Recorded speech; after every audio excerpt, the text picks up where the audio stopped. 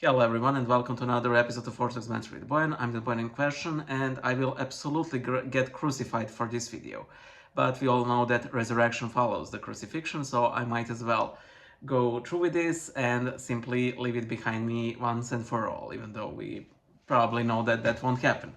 So I got a comment on I comment on the 20 stereotypes when it comes to Orthodox Christians.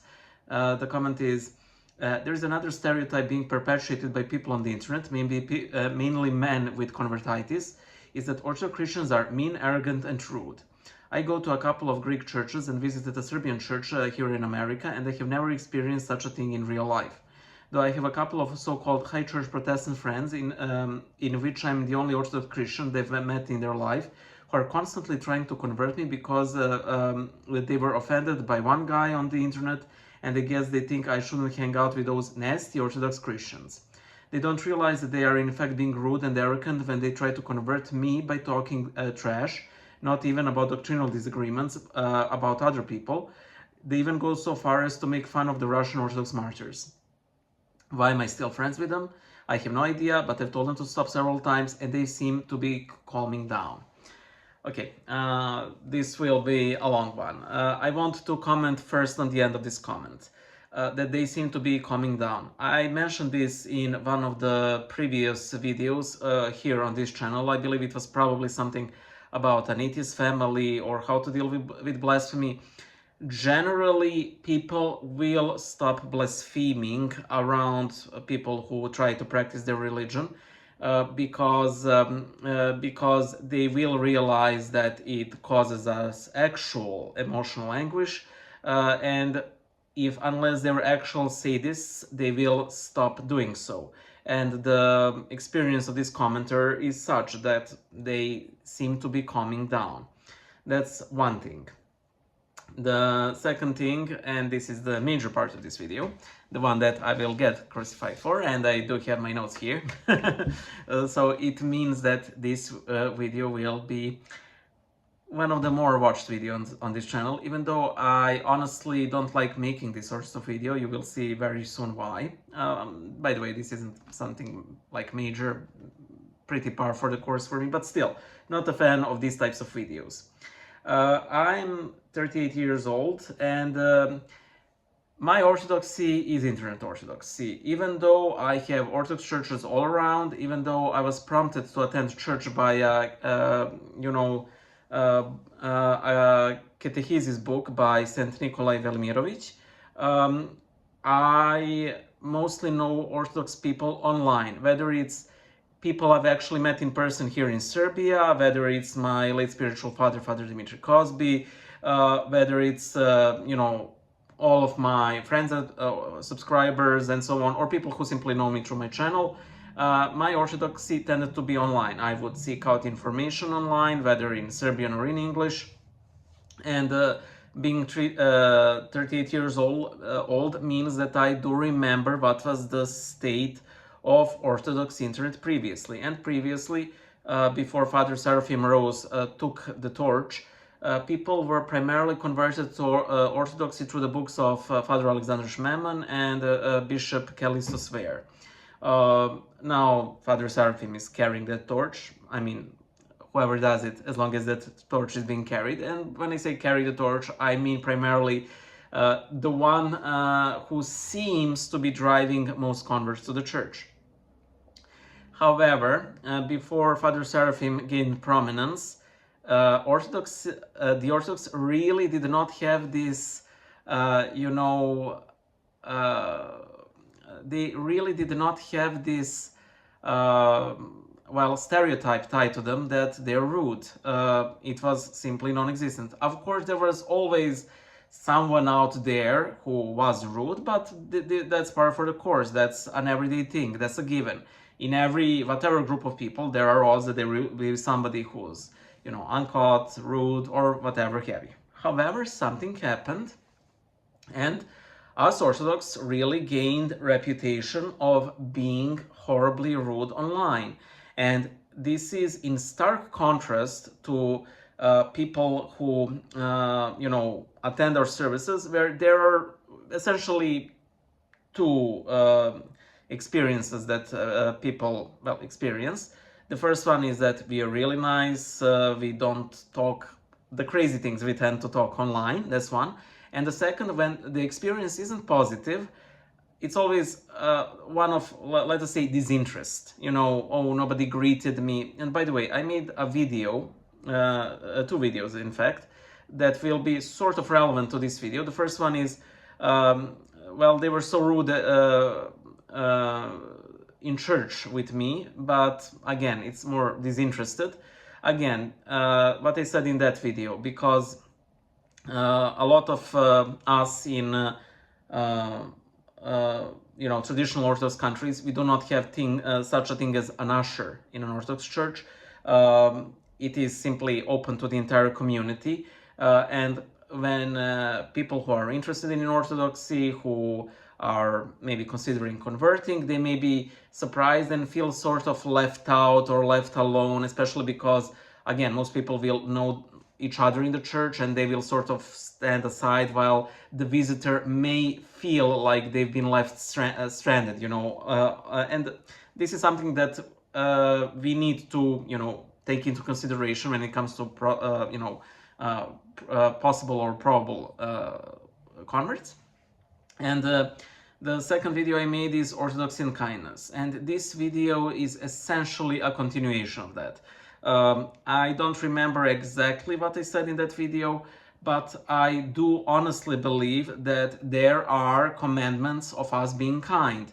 And while kindness isn't always warranted for, and in fact there are some objectively rare cases when it's really, you know, sort of in poor taste, I generally think that it's always better to err on the side of kindness than on the side of being rude or obnoxious or what have you. So, something changed, and us Orthodox gained this, you know, got this reputation of being very rude online, and I might as well, you know, say it. By the way, I will say it soon, but there is one particular segment of the internet where we are rude, and those are unmoderated spaces. You won't see, generally, you won't see this sort of mean Orthodox mentality on moderated places like church websites, some sort of bigger or older Orthodox forums, Orthodox Reddit, in general, Facebook groups, and so on. And these spaces might as well suffer from some other problematic ideas, for example, leniency or something like that. But in general, rudeness isn't one of them or the most prominent issue with the said space. So it's unmoderated spaces. Primarily there, I mean, like YouTube and Twitter, and in a way Discord, because Discord, while it has servers, those have moderators.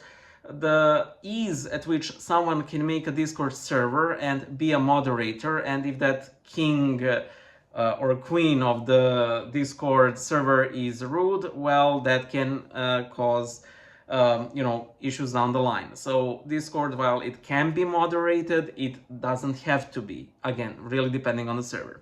So let me get to what has changed in this online Orthodox sphere that caused all of this rudeness. Is Jay Dyer. I mean, let us be honest.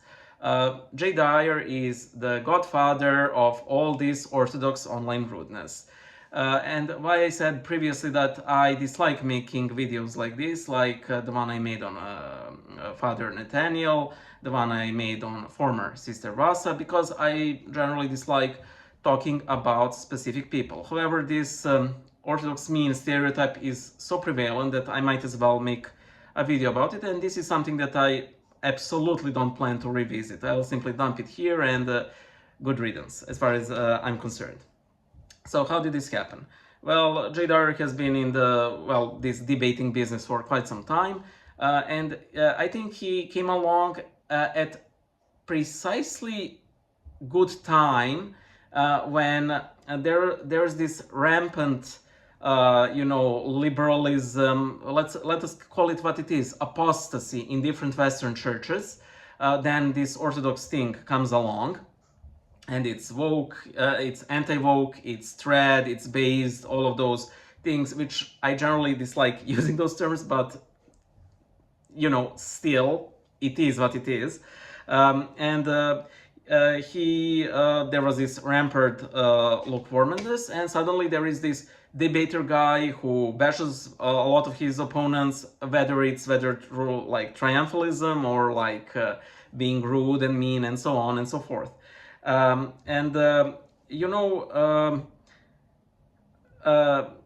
A lot of people defend him, that he converts so many people. And I, in fact, actually saw somebody say on Twitter that Jay Dyer will be canonized, and they listed the reason, but the first one, I really dislike those threads, about canonizations, about living people, because literally nothing ever will good come out of those discussions, trust me. That he converted more people than anyone else in the 21st century, or something along those lines. And I have so many issues with this. By the way, this isn't really a jab against Dyer personally. It is a jab about somebody claiming that somebody will become a saint for a lot of conversions. Why? Well,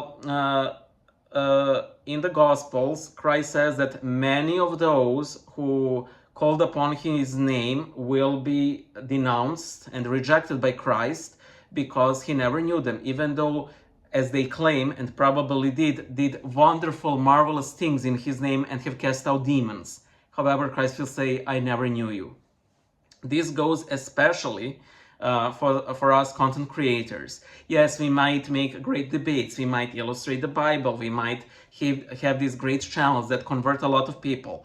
But if we have a rotten heart, and by the way, when I say rotten, I don't mean rude.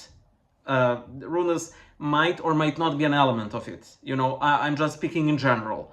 That is why I personally approach all of this work as a day job.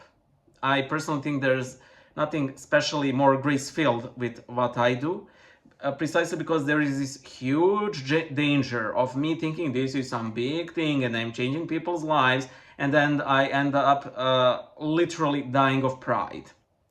I also am very much aware of the irony that by saying this, I make myself a saint, and then again I get into this whole loop of I don't want to be prideful. See how I'm not prideful, and I'm virtue signaling myself, and so on and so forth. So there, I said it.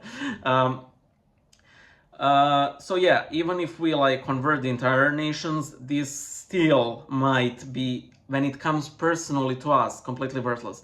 There is this story, I can't remember where I read it, where this Orthodox missionary is converting a lot of people. And I believe that the Most Holy Theotokos and St. John the Baptist appeared to him and said, stop sending us these whitewashed tombs.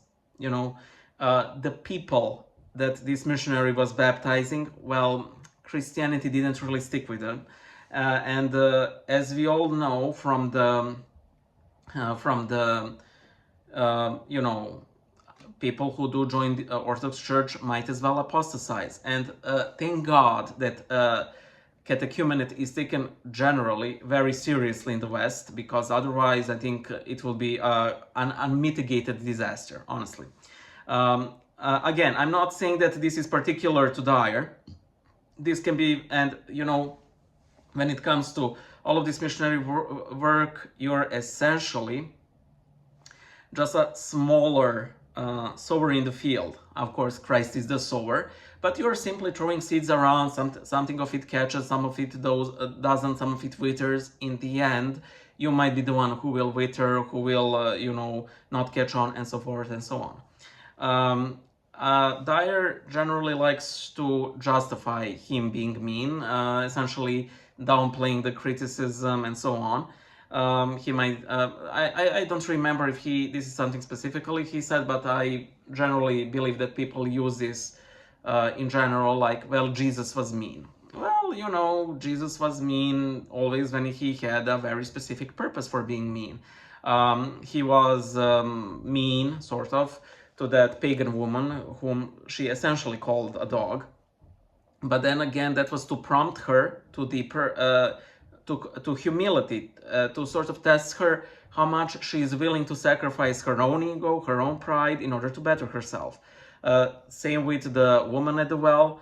However, those were always to prompt people to something better. And even when Christ is, well, obnoxious, again, same thing. Even when he calls Jews like the synagogue of Satan, when he removes the traders from the temple, the only time when Christ is really furious is when somebody uses their religious authority to separate people from his Father. Then he, sort of, so to say, loses his cool, but he never loses his cool. It is always his own choice, because he's in complete control of himself, unlike us. The second thing is that Dyer tends to use, by the way, I'm generally aware that he will probably see this, so hi Jay. Again, no bad blood, I'm just speaking my mind here, and you're free, feel free to speak your mind about that, no need. That saints were mean. Again, that's because saints were saints generally, despite their meanness, and not because of it. That's one thing. Second, who are they speaking to or about? What did their meanness achieve for them? I would say that it did not achieve much. Okay, for example, St. John Chrysostom was very strict when it comes to Jews, and we are aware of his homilies against them. These had a very specific, idea to hammer it in that you simply can't go on and do Jewish services, because a lot of his audience were pagan, and having a pagan mindset. Sorry, there was a notification about the battery. And a big part of having this pagan mindset is that you can mix and match different parts of all of the religions and see what sticks. That's not how religion should work, even though they did try to make that work. So he had a very specific reason about being so strict. However, literal Nazis will ignore this and say, well, he said something, really objective that we should hate him. No, he didn't. So yeah, again, a lot of these, nasty polemics, again, we should wonder if they achieved much in this when it comes to conversion. However, I would like to oppose this sort of mean narrative on a couple of grounds. The first is simple golden rule: do unto others as you would like them to do unto you. Like, if you don't like people being mean to you, you shouldn't be mean to anybody else. And it's simply that simple. It's like the essence of the gospel when it comes to our moral teaching. Then we do have commandments to be kind. I could list the verses, but verses on kindness, you'll find them. And we also have that very dread warning of Christ that whoever says fool or raka to his brother will be guilty of hellfire. And some translations have an addition for no reason. And St. John Cassian was actually adamant that this was a scribal error, that people added it on account of their weakness, because, it's too strict otherwise. But St. John Cassian, no, we should never actually be really all that angry or use such language or such behavior to anyone. However, this is the main sentence of the video which I'm about to say, and this is practically the sole reason I'm making this video. If I did not say what I'm about to say, I would not have made it. And the sentence is: such behavior reaps no benefits. It's simply, it reaps no benefits, but it causes damage. And because, again, people will say that Dyer converted a lot of people, and I'll give him that, and thank God for it, and he should continue with that. I'm thankful for Jay Dyer, and I say this completely unironically. However, we also need to be aware of the damage that this is doing. And I honestly believe that there is zero good reason to reject Orthodox Christianity. All of the reasons not to become Orthodox Christians are bad. You know, only time will show specifically if some of these reasons are more persistent, will show how or in what way they are bad. However, we shouldn't give further stumbling blocks or further bad reasons for somebody not to convert to Christianity. And yeah, well, those Orthodox are mean, Jay Dyer is mean, I won't convert. Yeah, that's a bad, shallow reason, but it's still a reason somebody is not joining our church, you know? There's also one part, why is this, because people are Orthodox are mean. They might say more specifically, Jay Dyer is mean, but more specifically. Again, Jay has a lot of converts, a lot of them associate him with the trigger that made them Orthodox, and again, thank God for that. However, they also like to, you know, act like he does, but unlike him, they do not have his learning, his studies, and all of those things that essentially made them convert. And then essentially you have all of these little, well, sort of toxic acolytes who go on and simply like bashing people at the first opportunity, calling them heretics and so on. And again, this is a word that needs to be used very cautiously, because again, when you're rude to somebody, they will stop listening to you. And if they stop listening to you, I honestly think that you should simply stop engagement, because nothing else could be further gained, because you are not going to convert them. You're just going to rile them up against the Orthodox Church and yourself personally. You will fall within the passion of wrath, to which I'm no stranger to, mind you. By the way, I'm very much aware of the irony that I myself can indeed be very mean, very rude, very arrogant. You are aware of the videos. Just ask the Serbian Episcopate what they think of them, what videos I made about them. They're still online. I can be a viper when I want to, and I won't always whenever somebody mentions Orthodox bishops. Yeah, so yeah, I do not want at any point to, you know, think that I'm this good, kind, good boy, and no, I can be, oh man, I can spit poison in your eyes at the snap of my fingers, but I can barely snap my fingers. Oh, okay, I did it, but you know what I mean. Jay Dyer and I both work for the same boss, and his fruits are immense. However, there is an occasional thorn here or there, and again, what I want to emphasize, those thorns are completely unnecessary. It is like in the epistle to Philippians, whether out of envy or out of rivalry, you know what, you all know the word, Christ is preached. And I'm not saying that the two of us are doing it out of those reasons, but whether through kindness or meanness, Christ is being preached, and thank God for that. Also, I want to share something that Jay Dyer constantly gets accused that he is like not a real practicing Orthodox Christian and so on and so forth. I want to tell you that he is. I don't want to tell you why I know this or how I know this. I just want to tell you that he is. And that you need to take extreme caution when you make such claims, because it might as well end up not being true. Yes, he can be sort of thorny around the edges, but underneath all of those occasional thorns, and by the way, people who dislike Dyer simply see him as always constantly rude. He's not, but you know, internet remembers forever, and that is the curse of the internet.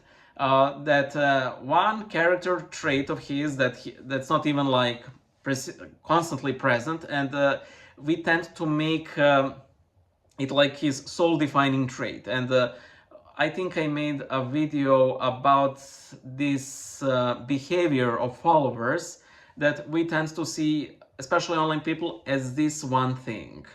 You know, no depth, just this one thing. And for Jay, when it comes to his opponents, it's rude and it's simply untrue.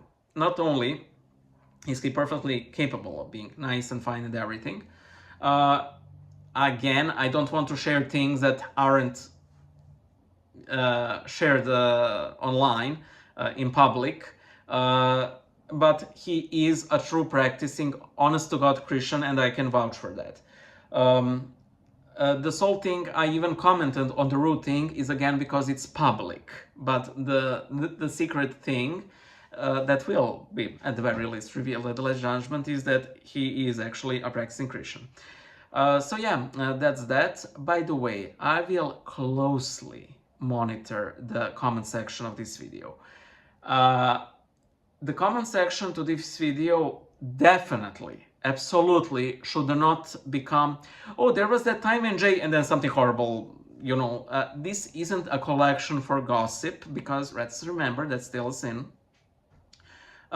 This isn't to bash somebody.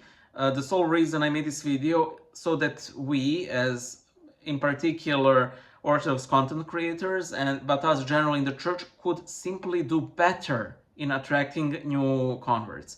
And thank God the Lord has blessed us immensely, and he has blessed us immensely again through Jay. He is a great scholar, and there's that. So yeah, Christ is risen. Bye.